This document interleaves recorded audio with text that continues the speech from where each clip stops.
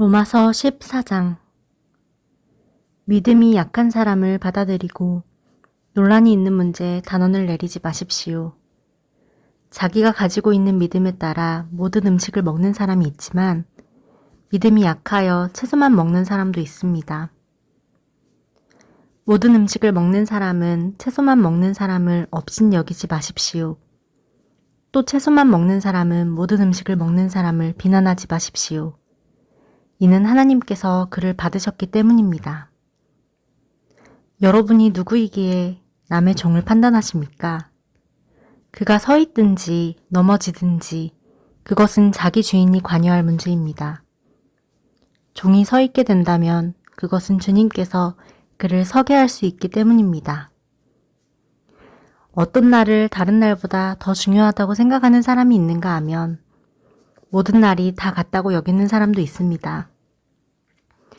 이럴 경우 사람마다 자기 마음에 확신이 있어야 합니다. 어떤 날을 더 중요하게 여기는 사람도 주님을 위해 그런 생각을 하는 것이고 어떤 음식이나 다 먹는 사람도 주님을 위해 먹는 것입니다. 그는 음식을 먹을 때 하나님께 감사한 마음을 갖습니다. 음식을 가려 먹는 사람도 주님을 위해 그리하며 그 사람도 하나님께 감사한 마음을 가집니다. 우리 중에 자기 자신만을 위해 사는 사람은 한 명도 없으며 자기 자신만을 위해 죽는 사람도 없습니다. 우리가 산다면 그것은 주님을 위해 사는 것이고 죽는다면 주님을 위해 죽는 것입니다. 그러므로 살든지 죽든지 우리는 주님의 것입니다.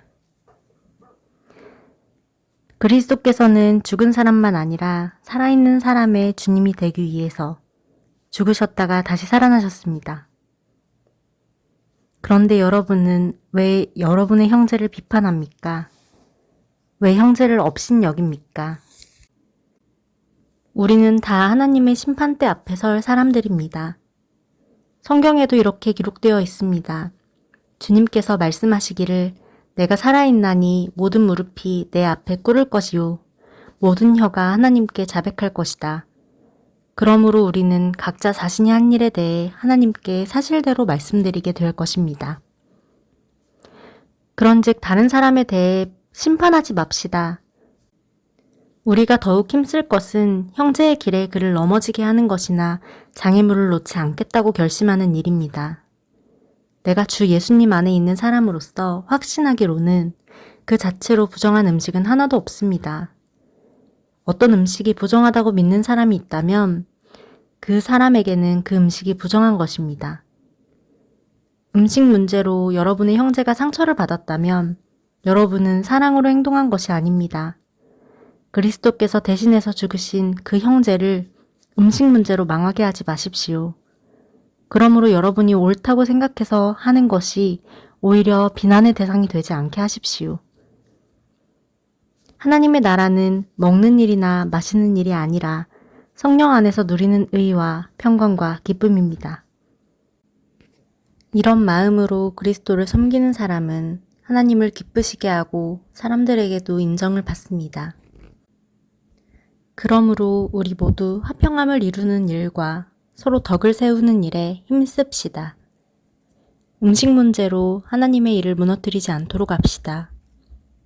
음식은 다 깨끗한 것이지만 어떤 음식을 먹은 것이 다른 사람을 넘어지게 한다면 그것을 먹는 것은 그 사람에게 좋지 못한 것입니다. 고기를 먹는다거나 술을 마신다거나 그 밖에 여러분의 형제를 넘어지게 하는 일은 하지 않는 것이 좋습니다.